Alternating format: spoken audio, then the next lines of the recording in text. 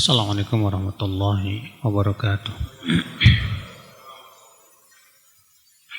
Innal hamdalillah nahmaduhu wa nasta'inuhu wa nastaghfiruhu wa na'udzu billahi min shururi anfusina wa min sayyiati a'malina. Man yahdihillahu fala mudilla lahu wa man yudlil fala hadiya lahu. Wa asyhadu an la ilaha illallah wahdahu la syarika lahu wa asyhadu anna Muhammadan abduhu wa rasuluh. Qala Allah Ta'ala fi kitabihil karim, ya ayyuhalladzina amanu taqullaha haqqa tuqatih wa la tamutunna illa wa antum muslimun, amma ba'd. Kita lanjutkan ayyuhal ikhwah. Kita masuk kitabus shalah. At-targhib fil adzan wa ma jaa fi fadlih. Anjuran untuk adzan dan tentang keutamaannya. Apa itu adzan? Adzan secara bahasa artinya al-i'lam, pemberitahuan, ya. Adapun secara istilah itu al-i'lam bidukhulil waqtis shalah bil alfadhil makhsusah, yaitu pemberitahuan tentang masuknya waktu sholat dengan lafaz-lafaz yang telah ditentukan. Dan adzan, saudaraku sekalian, itu hukumnya fardu kifayah. Apa itu fardu kifayah? Itu apabila dilakukan oleh sebagian, maka yang lain yang gugur kewajiban. Dan apabila tidak ada yang adzan, maka semuanya berdosa. Dan akhwat Islam, adzan mempunyai keutamaan yang agung sekali. Nanti akan disebutkan hadis-hadisnya, ya. Di mana ya adzan pahalanya besar di sisi Allah Subhanahu wa taala. Namun tentunya kita harus memperhatikan yang pertama itu tentang syarat-syarat ya sahnya adzan. Apa syarat sah adzan? Yang pertama dukhulul waqt, yaitu masuknya waktu sholat, ya. Maka kalau ada orang yang adzan sebelum masuk sholat, waktu sholat, maka tidak sah. Ya, berdasarkan hadis Ibnu Umar bahwasanya Rasulullah SAW bersabda, inna bilalan yu'adzin bilailin, ya, bahwa Bilal pernah adzan sebelum waktunya, ya. Maka kemudian Rasulullah menyuruh Bilal berkata, ala innal abda qad nam.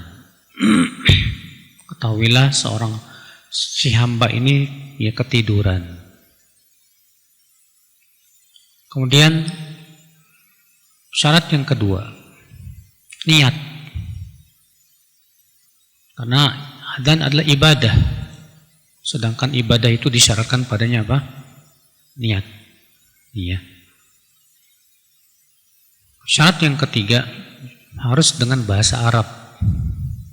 Nggak boleh pakai bahasa Indonesia atau bahasa Jawa atau bahasa Sunda atau yang lainnya. Maka tidak sah misalnya untuk adzan Allah Maha Besar gitu. Iya. Ini tidak sah. Maka harus dengan bahasa Arab. Allahu Akbar, Allahu Akbar. Syarat yang keempat yaitu selamat dari kesalahan yang bisa mengubah makna. Selamat dari kesalahan yang bisa mengubah apa? Makna. Contoh misalnya kalau ada muadzin berkata Allahu Akbar, barnya dipanjangin, ya. Allahu Akbar. Akbar itu artinya bukan paling besar, Pak. Tapi artinya gendang besar. Kalau akbar, yang benar kan Allahu Akbar, Allahu Akbar. Allah yang paling besar. Tapi kalau Allahu Akbar dipanjangkan begitu, Allah gendang besar. otomatis maknanya sangat berubah dan azannya tidak sah. Demikian pula terkadang ada muadzin mengucapkan begini, asyhadu alla ilaha, la-nya dipendekin. Asyhadu alla ilaha illallah. Ini jelas berubah maknanya, bukan lagi kalimat tauhid tapi kalimat syirik, Pak. Sebab yang benar kan dipanjangkan, asyhadu alla ilaha illallah, la nafiyah. Artinya tidak ada ilah yang berhak diibadahi kecuali Allah. Tapi ketika lamnya dipendekkan itu jadi lamut taukid, penetapan bahwa tidak ada, bahwasanya benar-benar ada Tuhan selain Allah. Nah, ini jelas fatal sekali, Pak. Iya. Kemudian akhul Islam, syarat yang kelima, tertib. Nggak boleh tiba-tiba hayya 'alas shalah. Ya tahu-tahu asyhadu alla ilaha illallah. Ini jelas tidak sah. Ya, maka harus tertib. Kemudian harus terus-menerus mualah. Tidak boleh jedanya panjang. Allahu Akbar, Allahu Akbar. Makan dulu. Lalu diterusin lagi. Allahu Akbar, Allahu Akbar. Pergi dulu. Ya. Ini tidak sah juga. Harus mualah. Terus-menerus. Kemudian syarat yang ketujuh, dengan suara yang dikeraskan, bukan diam-diam. Adapun diam-diam bukan adzan namanya, Pak. Bisik-bisik gitu namanya. Allahu Akbar, Allahu Akbar. Iya. Yang namanya memberitahu orang sholat itu harus dengan apa? Dikeraskan. Iya. Makanya Rasulullah bersabda, farfa' sautaka bin nida. Maka angkatlah suaramu ya ketika adzan. Ya. Ikhwatul Islam, saudaraku seiman. Kemudian ada sifat-sifat muadzin yang hendaknya dimiliki oleh seorang muadzin. Muadzin itu artinya orang yang adzan, ya. Yang pertama, hendaknya dianjurkan muadzin itu mengharapkan pahala Allah dan tidak mengharapkan upah. Berdasarkan hadis riwayat ya Bukhari dan yang lainnya, Rasulullah bersabda, "Wattakhidz muadzinan la ya'khudhu 'ala adanihi ajra." Ambillah muadzin yang tidak mengambil upah atas adzannya. Sifat yang kedua, muadzin hendaknya an yakuna adlan aminan. Seorang yang adil dan amanah. Apa sih adil itu, Pak? Disebut adil apabila muslim ya, balik, berakal dan selamat dari kefasikan. Muadzinnya bukan orang yang suka mabuk-mabukan misalnya. Iya. Itu hendaknya sifat muadzin seperti itu. Yang ketiga, an yakuna sayyitan. Itu suaranya lantang. Suaranya apa? Lantang. Makanya yang dianjurkan dalam adzan itu suaranya dilantangkan, Pak.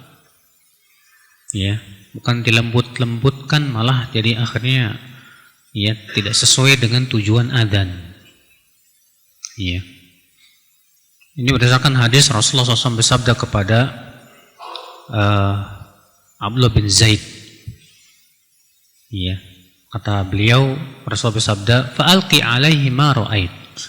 Ajarkan kepada Bilal adzan yang kamu lihat dalam mimpimu itu. Fa innahu anda sautan minka, karena suara Bilal lebih lantang dari kamu. Jadi yang lebih bagus ya adzan itu dengan lantang. Kemudian sifat yang keempat, seorang muadzin hendaknya seorang yang berilmu tentang waktu-waktu sholat, Pak. Supaya apa? Supaya jangan sampai dia beradzan di luar waktu sholat. Iya. Nah, apakah muadzin harus orang yang sudah balik? Dan apakah anak-anak sudah mencukupi adzan? Pendapat yang paling kuat tidak disyaratkan harus balik. Maka anak-anak yang mumayyiz, ya, selama ia bagus dalam menyampaikan adzannya, maka tidak apa-apa. Kenapa? Karena tujuan adzan adalah untuk memberitahu orang untuk apa? Telah masuknya waktu sholat. Iya. Bagaimana wanita? Apakah wanita disyariatkan untuk adzan? Tidak. Wanita tidak disyariatkan untuk apa? Adzan. Adzan itu hanya untuk laki-laki. Iya. Demikian ya sekilas tentang fikih adzan. Sekarang kita akan membahas hadisnya. Hadis nomor 231. An Abi Hurairah radhiyallahu anhu qala Rasulullah sallallahu alaihi wasallam Law ya'lamun nasu ma fin nida'i was-saffil awwal thumma lam yajidu illa an yastahimu alaihi lastahamu walau ya'lamuna ma fit tahjir lastabaqu ilaihi walau ya'lamuna ma fil atamati was-subhi la atauhuma walau habwa. Rahul Bukhari wa Muslim. Dari Abu Hurairah, semoga Allah meridainya, ia berkata, Rasulullah sallallahu alaihi wasallam bersabda, seandainya manusia mengetahui bagaimana besarnya pahala yang ada pada adzan dan saf yang pertama, kemudian mereka tidak bisa mendapatkannya kecuali dengan cara mengundi, tentu mereka akan melakukan undian. Dan kalaulah mereka mengetahui bagaimana pahala orang yang bergegas untuk pergi sholat, maka mereka pasti akan berlomba-lomba untuk bergegas pergi sholat.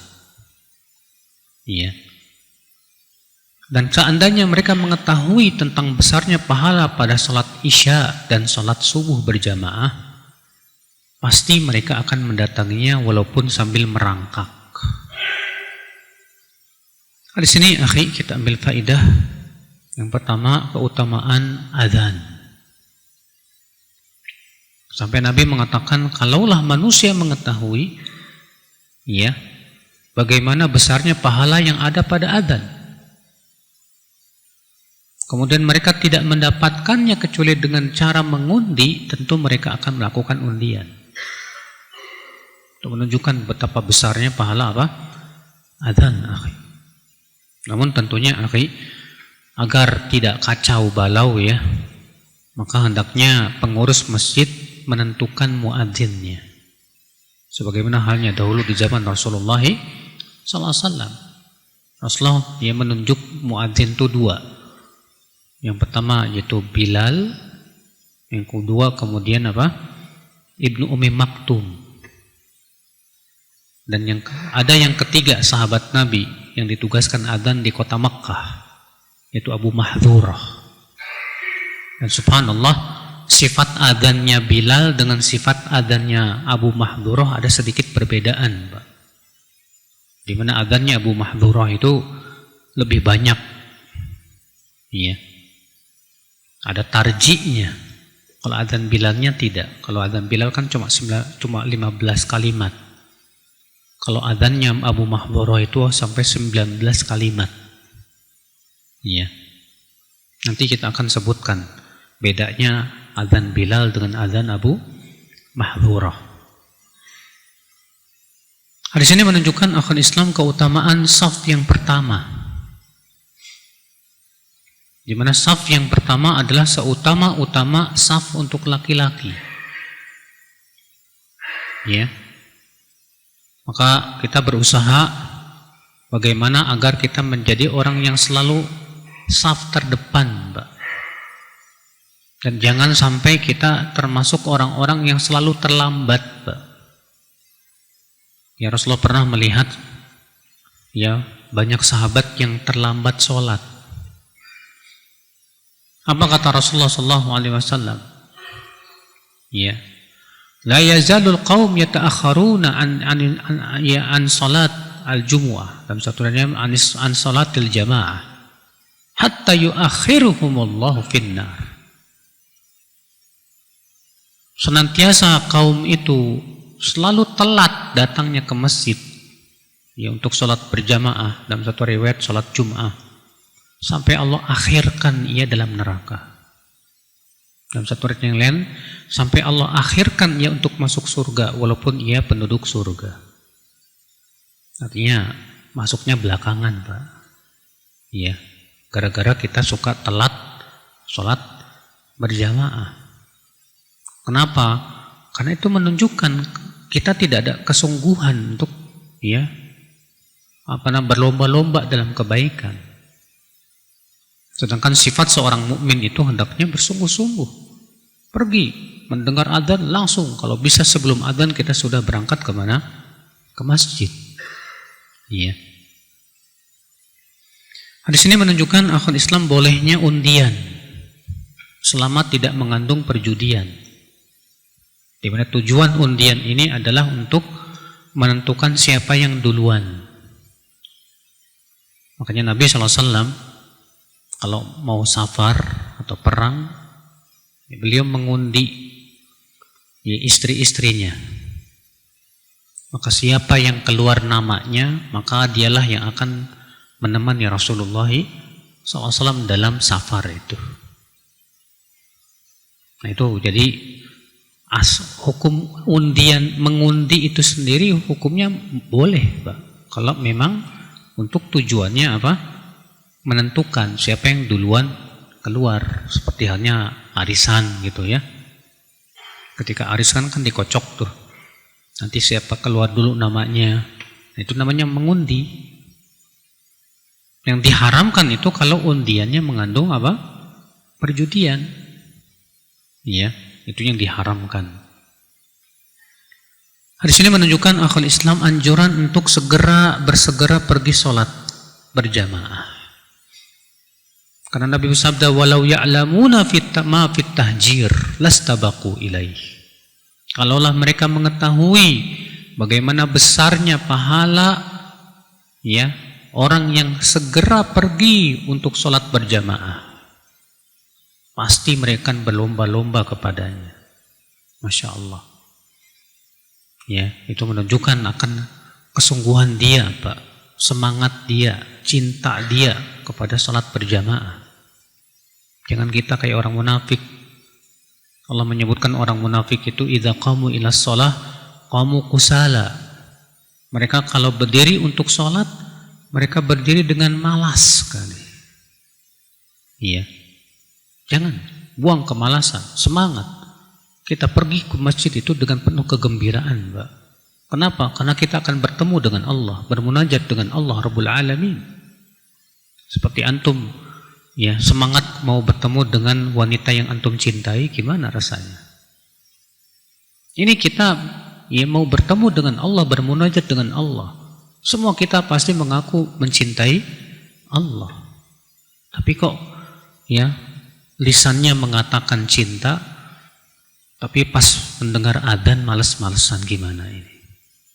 Itu menunjukkan cintanya dia kepada Allah lemah sekali, Pak. Iya.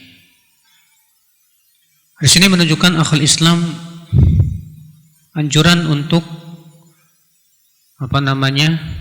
berlomba-lomba dalam kebaikan. Nabi bersabda, lastabaqu ilaih. Niscaya mereka akan berlomba-lomba kepadanya. Penting, akhi. Perlombaan mukmin itu bukan perlombaan mencari duit untuk banyak-banyakan fulus, bukan. Perlombaan mukmin itu bagaimana memperbanyak pahala. Karena duit, harta, benda nggak bakalan kita bawa ya sampai kuburan, Mas. Yang akan kita bawa itu pahala, Pak, pahala. Makanya harusnya kita perlombaannya di situ, Pak. Iya. Dan orang yang jiwanya pelomba itu ketika melihat temannya bisa lebih, dia tidak ridho. Ketika melihat temannya bisa tahajud, kok saya nggak bisa tahajud? Wah, saya harus bisa tahajud. Nah, ini baru dia punya jiwa pelomba, Pak. Ketika temannya bisa menghafal juz amma, dia belum hafal. Wah, saya harus bisa.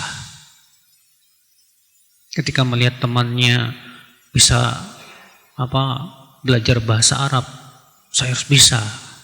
Nah, ini namanya berlomba-lomba dalam kebaikan. Adapun kita melihat teman kita ya bisa menghafal arba'in, kita diam, tenang-tenang aja. Teman antum bisa tahajud, tenang-tenang aja. Tidak ada sama sekali. Ya, bagaimana saya bisa berlomba dengan dia? Berarti kita belum berlomba-lomba dalam kebaikan, Pak. Iya. Di sini menunjukkan juga keutamaan sholat isya dan sholat subuh berjamaah. Karena Nabi bersabda, walau ya'lamuna ma fil atamah. Kalaulah mereka mengetahui bagaimana besarnya pahala di sholat isya dan sholat subuh berjamaah, niscaya mereka akan mendatanginya walaupun dengan merangkak, kata Rasulullah SAW. Disebutkan dalam hadis yang lain ya, bahwa sholat isya berjamaah itu pahalanya sama dengan sholat setengah malam. Dan sholat subuh berjamaah pahalanya sama dengan sholat semalam suntuk. Subhanallah. Maka dari itu ya akhi, Rasulullah mengabarkan juga ya, bahwa seberat-beratnya sholat buat orang munafik, sholat isya dan sholat apa? Subuh. Beliau bersabda, "Athqalu sholati 'alal munafiqin sholatul isya wa sholatul fajr." Seberat-berat sholat atas orang munafik yaitu sholat isya dan sholat subuh. Artinya, ya, bagi orang munafik sholat semuanya berat, Pak. Yang paling berat sholat isya dan sholat subuh. Kenapa? Karena di zaman Rasulullah SAW nggak ada lampu. Dan mereka sholat itu hanya sebatas setor muka istilahnya gitu, Pak. Sementara di waktu isya, di waktu subuh nggak kelihatan. Makanya Allah menyifati ya sifat sholat orang munafik itu seperti itu. Idza qamu ila sholati qamu kusala yura'unan nas. Mereka apabila berdiri sholat, mereka berdiri dengan malasnya, itu pun juga mereka riya, ingin dilihat manusia. Nasallallahu salamata wal afiyah. Baik, hadis berikutnya, hadis 232. An Abdullah ibn Abdurrahman bin Abi Sa'sa'ah an Aba Sa'id al-Khudri radhiyallahu anhu qala lah, inni araka tuhibbul ghanam wal badiyah, fa idza kunta fi ghanamika aw badiyatika fa'adzanta lis-shalah farfa sawtaka bin nida. فإنه لا يسمع مدى صوت المؤذن جن ولا إنس ولا شيء إلا شهد له يوم القيامة. قال أبو سعيد سمعته من رسول الله صلى الله عليه وسلم. رواه مالك والبخاري والنسائي وابن ماجه وزاد ولا حجر ولا شجر إلا شهد له. وابن خزيمة في صحيحه ولفظه قال سمعت رسول الله صلى الله عليه وسلم يقول la yasma'u sautahu syajarun wala madarun wala hajarun wala jinnun wala insun illa syahidalah. Dari Abdullah bin Abdurrahman bin Abi Sa'sa'ah bahwasanya Abu Sa'id al-Khudri, semoga Allah meridainya, ya, berkata kepadanya, sesungguhnya aku melihat kamu ini kok suka ya kambing dan suka tinggal di pedesaan. Pedesaan di Padang di Saudi itu, Pak, beda dengan pedesaan di Indonesia ya. Kalau di Saudi itu disebut pedesaan tuh yang tinggal di situ paling banyak 5 kakak, 5 keluarga. Kalau di Indonesia kan desa bisa 1000 keluarga gitu kan. Kalau di Saudi enggak, disebut badiyah. Itu kalau ya paling banyak ya 5 keluarga. Dan biasanya mereka berpindah-pindah tuh Pak, ya hidupnya. Fa idza kunta fi ghanamik aw badiyatik. Jika kamu sedang berada pada kambing-kambingmu atau desamu, maka kamu adzan untuk sholat. Maka kuatkan suaramu dengan adzan tersebut. Karena tidak ada yang mendengar ya suara muadzin, baik jin maupun manusia ataupun sesuatu, kecuali ia akan bersaksi untuknya nanti pada hari kiamat. Abu Sa'id berkata, aku mendengar demikian dari Rasulullah SAW. Dikeluarkan Imam Malik, Bukhari, Nasai, dan Ibnu Majah. Dan dalam riwayat Ibnu Majah ada tambahan, tidak ada yang mendengar suara muadzin, baik ia batu ataupun pohon, kecuali akan bersaksi untuknya. Ibnu Khuzaimah juga meriwayatkan dalam sahihnya dan lafadznya, tidak ada yang mendengar suara muadzin, baik pohon ataupun tanah liat ataupun batu ataupun jin dan manusia, kecuali akan bersaksi untuknya nanti pada hari kiamat. Subhanallah, ikhwatul Islam, saudaraku seiman, ini menunjukkan ya betapa agungnya ya kedudukan orang yang adzan. Di sini akhirnya kita ambil faidah. Al-Hafidz Ibnu Hajar dalam kitab Fathul Bari menyebutkan faidah-faidah dari hadis ini. Ya, beliau berkata, kata Al-Hafidz Ibnu Hajar,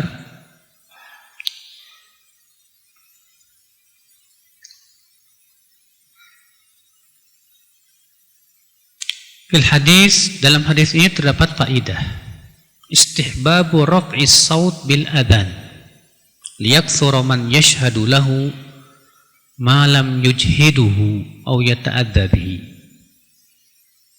Di sini menunjukkan disunahkannya mengeraskan suara adzan. Supaya apa? Supaya banyak yang menyaksikannya nanti pada hari kiamat, yang bersaksi nanti pada hari kiamat untuk dia. Iya. Maka dari itu muadzin hendaknya mengeraskan suara adzannya, Pak. Faedah yang kedua yang bisa kita petik dari hadis ini, wa fihi anna hubbal ghanam wal badiyah wala siyama 'inda nuzulil fitnah min amali salafis salih. Hadis ini menunjukkan bahwa menyukai kambing dan pedesaan, terlebih saat ya di zaman fitnah, itu termasuk perbuatan salafus salih. Apalagi kambing, Pak. Rasulullah SAW memang menganjurkan kita untuk ya memelihara kambing. Ya. Rasulullah bersabda, ittakhadul ghanam fa innaha barakah. Ambillah kambing, karena kambing itu apa? Barokah. Masya Allah. Dalam satu arti yang lain, fa innaha min dawabil jannah. Karena sesungguhnya kambing itu termasuk binatang surga. Masya Allah, ternyata kambing termasuk binatang apa? Surga. Iya. Makanya kalau antum yang berjenggot diejek kayak kambing, antum harus bangga, Mas. Iya, biarin kayak kambing. Rasulullah mengatakan kambing itu binatang surga. Iya. Ternyata binatang surga aja berjenggot kan? Masya Allah.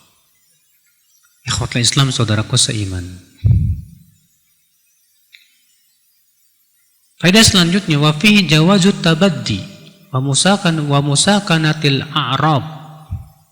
Di sini menunjukkan bolehnya ya menjadi badui dan tinggal bersama orang-orang badui dengan syarat tidak terpengaruh oleh akhlak mereka yang keras. Ya. Faedah selanjutnya, wa fihi an adzanal fadh mandubun ilaih. Bahwa Kalau kita sedang sendirian, entah itu di padang pasir atau di mana, tetap dianjurkan untuk adzan, Pak. Walau kana fi qafar, walaupun kita berada di padang pasir sendirian, tetap dianjurkan untuk apa? Adzan. Maka nanti akan disebutkan hadisnya ya, orang yang adzan sendirian di padang pasir misalnya, maka akan sholat bersama dia dari pasukan-pasukan Allah yang tak terlihat ujungnya, saking banyaknya, Pak. Iya. Subhanallah. Baik, kita lanjutkan hadis berikutnya.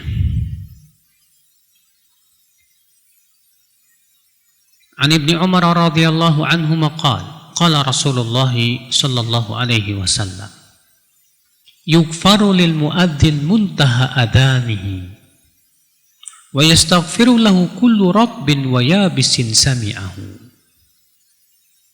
Diampuni untuk muadzin sejauh suara adzannya, dan akan memohonkan ampunan untuknya semua yang basah maupun yang kering yang mendengarkan adzannya. Subhanallah. Luar biasa tidak, Pak? Ya, ternyata muadzin itu sejauh suaranya terdengar, sejauh itu Allah ampuni dosanya. Iya. Tidak ada yang mendengar semuanya, baik yang kering, yang basah, kecuali memohonkan ampunan. Ya, supaya Allah ampuni itu muadzin. Kenapa? Karena ini tugas muadzin itu mulia sekali, Pak. Ya, mengingatkan orang tentang masuknya waktu sholat, dan sholat ibadah yang luar biasa di sisi Allah Subhanahu wa Ta'ala. Makanya antum gembira, ya, kalau antum alhamdulillah jadi muadzin, pahalanya besar asal ikhlas. Ya. Cuman masalahnya terkadang, Pak, kita ini lebih senang jadi imam dibandingkan jadi muadzin. Berbeda dengan salafus saleh. Kalau salafus saleh mereka lebih suka menjadi muadzin daripada imam. Kenapa? Karena imam itu siap-siap nanggung dosa makmum kalau salah. Pernah Abu Sa'id Al-Khudri dipersilahkan untuk jadi imam. Beliau nggak mau.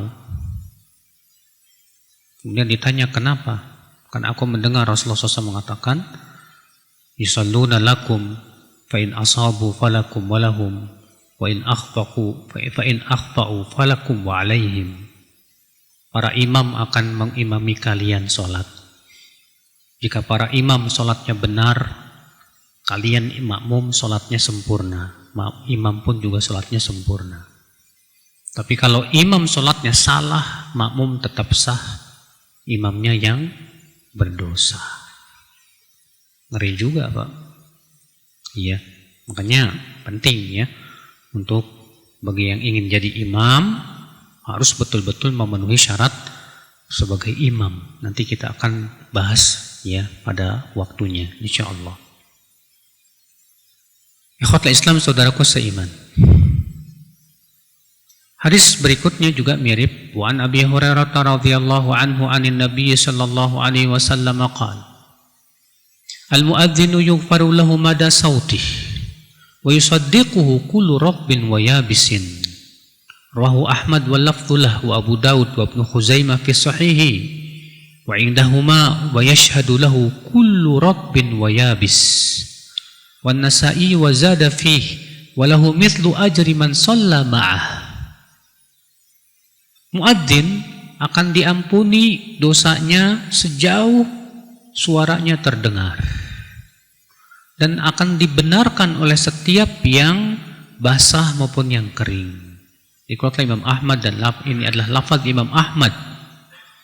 Juga dikeluarkan Imam Abu Daud, Ibnu Khuzaimah dalam sahihnya, ya, dengan lafaz, dan akan bersaksi untuknya semua yang basah maupun yang kering.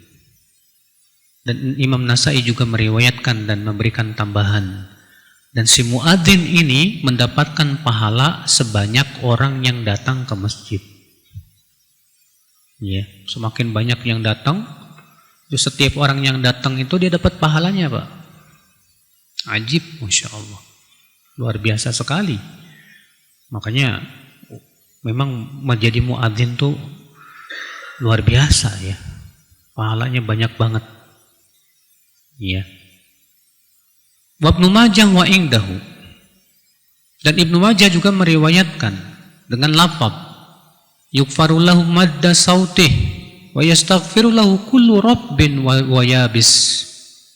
Akan diampuni dosanya sejauh suaranya terdengar, dan akan dimohonkan ampunan untuknya oleh semua yang basah maupun yang kering.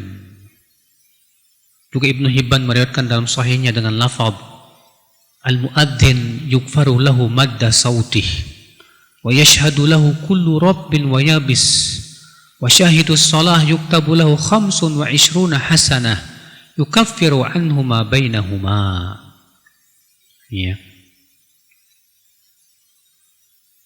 Muadzin akan diampuni untuknya sejauh suaranya terdengar, dan akan bersaksi untuknya semua yang basah dan yang kering. Dan yang menyaksikan sholat ditulis untuk si muadzin 25 kebaikan dari setiap orangnya, dan diampuni dosanya di antara itu. Masya Allah. Ngedengar suara, ngedengar keutamaan ini jadi pengen muadzin, Mbak. Iya, luar biasa. Per orangnya dapat 25 kebaikan gimana? Iya. Digugurkan dosa-dosanya.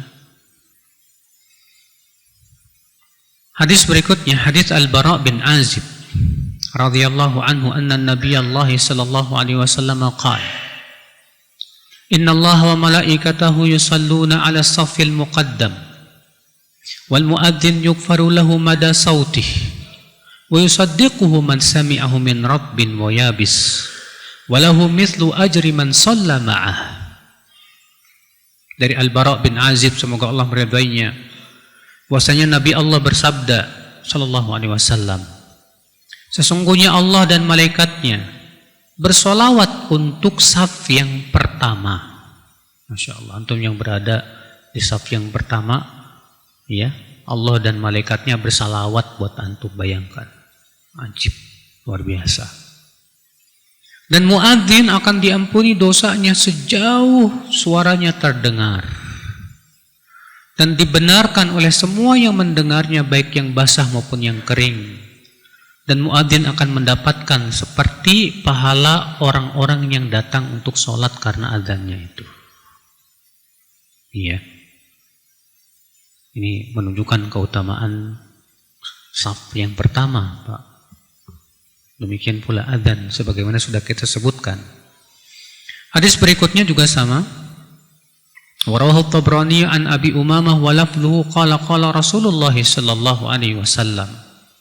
Al-muadzinu yughfaru lahu madda sautih wa ajruhu mithlu ajri man shalla ma'ah. Muadzin itu diampuni untuknya sejauh ya suaranya terdengar, dan pahalanya untuk muadzin seperti pahala orang yang salat bersamanya. Wa Nabi Hurairah radhiyallahu anhu qala qala Rasulullah sallallahu alaihi wasallam al-imamu dhaminun wal muadzinu mu'tamanun Allahumma arsyidil a'immah waqfir lil muadzinin. Imam dialah penjamin. Imam yang menjamin salatnya makmum. Sedangkan muadzin dia pemegang amanah. Ya Allah, bimbinglah para imam dan ampunilah para muadzin. Iya. Diriwayatkan Abu Daud dan Tirmidzi dan Ibnu Khuzaimah dan Ibnu Hibban juga, namun dengan lafaz fa arsyadallahu al-a'immah wa ghafara lil muadzinin. Allah, semoga Allah membimbing para imam, dan semoga Allah mengampuni dosa-dosa orang muadzin. Dan Ibnu Khuzaimah juga meriwayatkan Rasulullah bersabda, al-muadzinuna umana wal a'immatu rumana. Allahumma ighfir lil muadzinin wasaddidil a'immah. Muadzin itu pemegang amanah, dan para imam itu penjamin, orang-orang yang menjamin. Ya Allah, ampunilah dosa-dosa muadzin dan luruskanlah para imam. Beliau ucapkan itu 3 kali. Ini menunjukkan Pak, muadzin itu lebih utama daripada apa? Imam. Kenapa? Karena imam hanya didoakan oleh Rasulullah supaya diluruskan. Tapi untuk muadzin didoakan oleh Rasulullah supaya diampuni dosanya. Masya Allah. Iya. Jadi antum kalau disuruh jadi imam atau mau jadi muadzin, pilih mana Mas? Hah? Ya muadzin. Iya, jelas. Kenapa? Karena lebih besar pahalanya muadzin dibandingkan apa? Imam. Kalau imam resikonya berat. Iya. Hadis berikutnya juga sama. An Aisyah radhiyallahu anha qalat, sami'tu Rasulullah SAW yaqul, al-imamu dhaminun wal muadzinu mu'tamanun fa arsyadallahu al-a'immah wa 'afa 'anil muadzinin. Imam itu penjamin, muadzin itu pemegang amanah. Maka semoga Allah membimbing para imam dan memaafkan para muadzin. Hadis berikutnya, wa Abi Hurairah radhiyallahu anhu qala Rasulullah sallallahu alaihi wasallam, idza nudiya bis salati adbara syaitan wa lahu durab hatta la yasma' at-ta'dhin. Fa idza qudiya al-adhan aqbal fa idza thuwiba adbar wa idza qudiya at-tathwib aqbal hatta yakhtara bainal mar'i wa nafsihi. Yaqulu udhkur kadha lima lam yakun yadhkur min qablu hatta yadhalla ar-rajulu ma yadri kam shalla. Rawahu Malik wal Bukhari wa Muslim wa Abu Daud wa Nasa'i. Apabila adzan dikumandangkan, setan pergi sambil mengeluarkan kentut. Sambil apa? Kentut. Sampai ke tempat yang ia tidak mendengar adzan. Ya, jadi setan tuh ketakutan banget Pak sama yang namanya apa? Adzan. Apabila adzan telah selesai, ia pun datang. Apabila dikumandangkan qomat, pergi lagi dia. Apabila qomat sudah selesai, ia pun datang menggoda orang yang sholat, mengingatkan sesuatu yang sebelumnya tidak ingat. Disuruh ingat ini, ingat itu. Kadang kita sedang sholat baru ingat, baru ingat ini, itu. Akhirnya enggak. Hatta yadhalla rajul, sampai orang yang sholat ini enggak tahu saya sholat sudah berapa rakaat. Iya. Nah ini, jadi memang ada setan yang senangnya godain orang sholat Pak. Dan dalam hadis yang lain disebutkan setan ini namanya siapa? Khinzib atau khinzab. Iya. Maka dari itu saudaraku seiman, ya, kita penting sekali untuk memahami tentang perilaku setan. Supaya apa? Supaya kita tidak tasyabuh dengan setan. Lihat, setan kalau mendengar adzan, pergi dia. Nah kalau antum dengar adzan malah pergi, tasyabuh antum. Ya. Orang sufi begitu Pak, yang udah merasa dirinya sampai derajat tinggi, pas adzan dikumandangkan orang pergi ke masjid, dia malah pulang. Ketika ditanya, kok kamu malah pulang? Apa dia bilang? Saya makomnya beda sama kamu. Saya sholatnya di Mekah. Iya. Bayangkan, ini kita katakan mirip dengan perbuatan apa? Setan, malah pergi.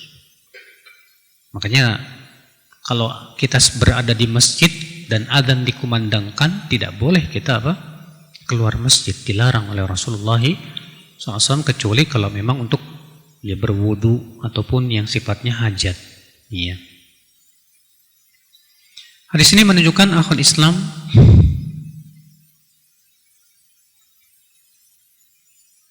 bahwa syaitan berusaha mengganggu orang-orang yang sedang sholat. Maka dari itu kita harus melawannya, Pak. Dengan cara apa? Disebutkan dalam hadis Rasulullah ketika sedang sholat lalu kemudian merasakan godaan setan, maka Rasulullah SAW berucap A'udzubillahi minasyaitonir rajim. Kemudian meludah ke kiri 3 kali. Iya. Insya Allah dengan cara seperti itu hilang. Ya, godaan setan terhadap diri kita. Iya. Hadis ini menunjukkan akhwat Islam bahwa khusyuk ada 2 macam. Yang pertama khusyuk badan. Yang kedua khusyuk hati. Adapun khusyuk badan maka ini hukumnya wajib. Karena orang yang sholat banyak geraknya, Pak. Ya, dan gerakannya terus menerus. Para ulama mengatakan batal sholatnya, nggak sah. Adapun khusyuk hati, ya, maka ini tidak wajib. Maka kalau misalnya antum sholat, lalu antum kepikiran sana, kepikiran situ, maka sholat antum sah tidak, Pak? Sah. Walaupun memang berkurang, Pak, pahalanya. Iya. Makanya Rasulullah SAW pernah tidak khusyuk, pernah Rasulullah SAW diberikan hadiah oleh Abu Jaham pakaian yang memang pakaiannya itu ada corak-coraknya. Setelah selesai sholat, Rasulullah SAW langsung membuka pakaian itu. Lalu Rasulullah menyuruh supaya dikembalikan pakaian itu. Beliau bersabda, karena coraknya itu mengganggu kekhusyuanku dalam sholat. Al-hadni fi sholati. Berarti itu menunjukkan, Pak, kalau memang kita sholat kemudian kepikiran sana sini, maka sholat kita tetap sah. Ya. Demikian kita tutup. Subhanakallah bihamdik. Asyhadu an la ilaha illa anta astaghfiruka wa atubu ilaik. Assalamualaikum warahmatullahi wabarakatuh.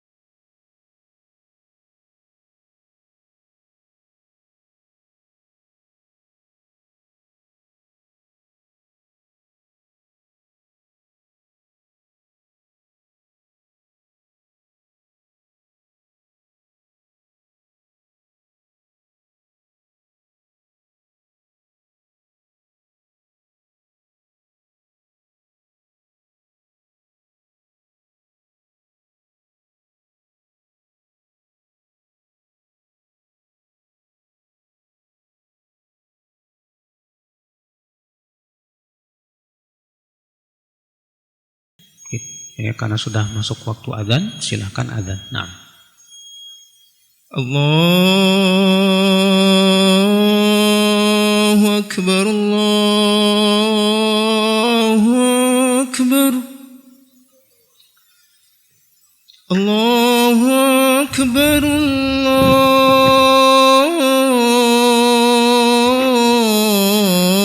Allahu Akbar.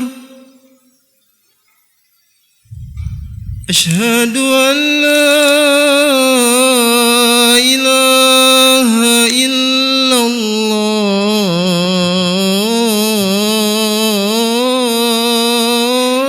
الله أشهد أن لا إله إلا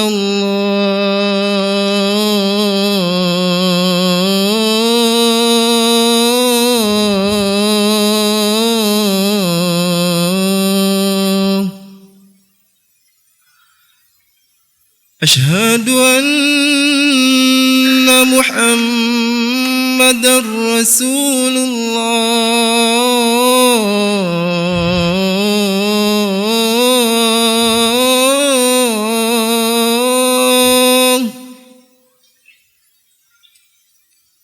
أشهد أن محمدا رسول الله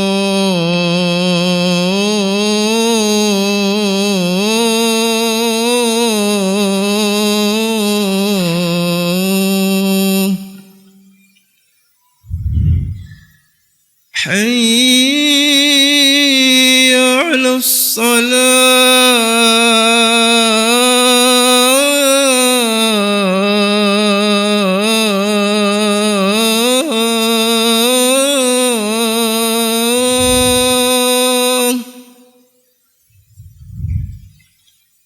حي على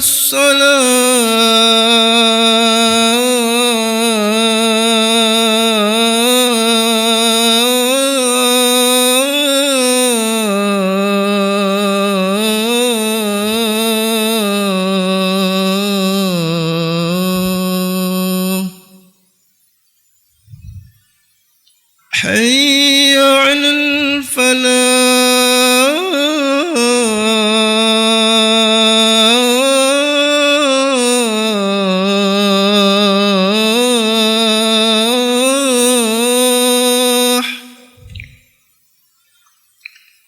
حي على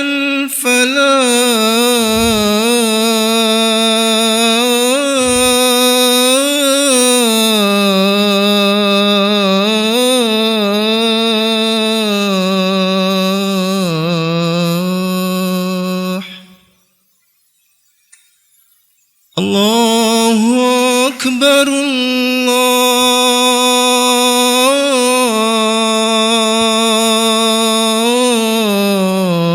الله أكبر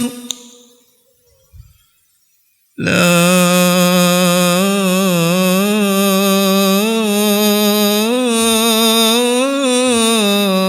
إله إلا الله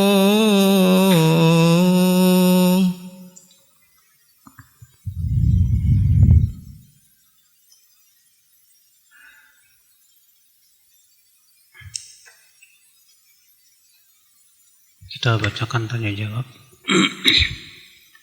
Jika kita masbuk datang saat imam masih di rakaat pertama, namun saf sudah penuh dan kita sholat di saf paling belakang sendirian dengan harapan ada jamaah lain yang akan datang. Tapi hingga imam salam ternyata tidak ada jamaah lagi yang datang. Apakah kita harus mengurangi sholat atau hanya tidak mendapat pahala sholat berjamaah? Pertama Pak, pada asalnya berdiri sendirian di belakang saf itu tidak boleh, bahkan sholatnya tidak sah. Berdasarkan hadis Nabi SAW, la sholata limunfaridin khalfas shaf, tidak sah sholat bagi orang yang berdiri sendirian di belakang saf. Namun kata para ulama, Ini kalau saf di depannya masih belum penuh. Adapun kalau ya saf yang di depannya sudah penuh dan tidak mungkin lagi untuk masuk, maka ini namanya darurat. Ini namanya apa? Darurat. Dan kaidah usul fikih mengatakan ad-darurah tubihul mahdhurat. Sesuatu yang darurat itu membolehkan perkara yang terlarang. Kalau ada orang berkata, bukankah ada hadis yang menyuruh kita untuk menarik salah seorang dari depan ke belakang untuk menemani kita? Jawabnya, hadis itu mungkar. Hadis itu tidak sahih. Ya, bahkan menyebabkan ya saf yang di depan itu malah apa? Kosong. Jadi kalau keadaannya seperti itu ada dua opsi. Opsi yang pertama, ya kita sholat sendirian di belakang. Atau opsi yang kedua, ya kalau masih bisa kita sholat di samping imam. Sholat di samping siapa? Imam. Ya, itu boleh.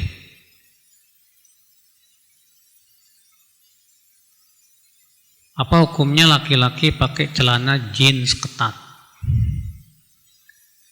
Syekh Utsaimin rahimahullah mengatakan bahwa celana yang ketat itu tidak memenuhi syarat menutup aurat. Bahkan menurut beliau, sholatnya tidak sah. Kenapa demikian? Karena ya sama sekali tidak sesuai dengan syarat daripada menutup aurat. Karena menutup aurat itu syaratnya diantaranya tidak membentuk. Sementara ini ketat dan sangat membentuk. Walaupun sebagian ulama yang lain mengatakan sah sholatnya, tapi makruh. Iya, yang jelas tidak layak, Pak. Sangat tidak baik antum pakai celana jeans yang ketat. Bahkan Syekh Albani mengatakan itu tasyabuh dengan orang-orang kafirin. Iya. Apa hukumnya melakukan adzan? Saya pernah mengumpulkan perkataan para ulama tentang hukum melakukan adzan ini, Pak. Dan ternyata rata-rata para ulama melarangnya. Ya. Di antaranya Al-Imam Zainuddin Al-Iraqi. Beliau berkata, wa yukrahu tamtitu wa huwa tamdidu wa taghanni wa huwa tatrib. Dan makruh, ya, yaitu melagu-lagukan adzan. Lima ruya, sebagaimana dalam sebuah riwayat, anna rajulan qala li Ibni Umar, inni la uhibbuka fillah. Dia berkata kepada Abdullah bin Umar, aku cinta kamu karena Allah. Lalu Ibnu Umar berkata kepada dia, wa ana ubghiduka fillah. Aku benci kamu karena Allah. Iya. Kata dia, kenapa? Innaka tabghi fi adzanik. Karena kamu suka melagu-lagukan adzan. Iya, ternyata Ibnu Umar benci sama muadzin yang melagukan apa? Adzan, tak suka. Berkata Imam Asy-Syafi'i dalam kitab Al-Mu'tamad, iya. Qala sahibul Hawi, berkata penulis kitab Al-Hawi, al-baghyu tafkhimul kalam wa tasyaduq bih. Qala wa yukrahu talhinul adhan. Kata beliau, ya, makruh hukumnya melagukan adzan.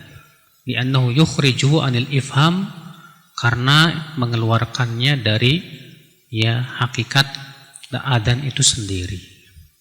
Wa li'anna salaf tajafau, juga dikarenakan salaf terdahulu menjauhi itu. Wa innama uhditsa ba'dahum, dan melakukan adzan itu baru diadakan setelah zaman salafus saleh.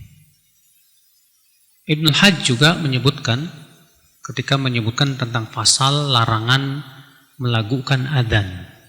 Melakukan adzan itu disebut oleh para ulama dengan istilah lahan. Ya, lahan. Kata beliau, wal yahdhar fi nafsi an yu'adzin bil alhan wa yanha ghairahu amma ahdatsu fihi mimma yushbihul ghina. Wa hadza ma lam yakun fi jama'atin yatribuna tatriban yushbihul ghina hatta la ya'lamu ma yaquluna min alfadhil adhan illa aswatun tartafi wa tankhafid wa hiya bid'atun mustahjanah qaribatul ahdi bil huduth ahdatsaha ba'dul umara. Kata beliau, hendaklah seorang muadzin ya waspada dalam adzannya, jangan sampai ia melagu-lagukannya seperti halnya nyanyian. Ya. Kata beliau, dan ini merupakan perkara yang bid'ah tercela yang diadakan oleh ya para penguasa setelah zaman salafus saleh. Demikian pula dalam kitab Al-Mudawwanah, wa yukrahu at-tatribu fil adzan, dan makruh hukumnya melagu-lagukan adzan. Ya. Dan banyak lagi perkataan para ulama yang lainnya, Pak, yang jelas melakukan adzan itu ternyata dimakruhkan oleh para ulama. Bahkan Ibnu Umar menganggapnya itu bid'ah. Pernah juga Umar bin Abdul Aziz ya mengatakan kepada muadzinnya yang melakukan adzan, kata Umar bin Abdul Aziz apa? Adzin adzanan samhan wa illa fa'tazil. Beradzanlah dengan adzan yang lurus. Jika kamu tidak mau melakukannya, pergi, jangan jadi muadzin. Nah, demikian ya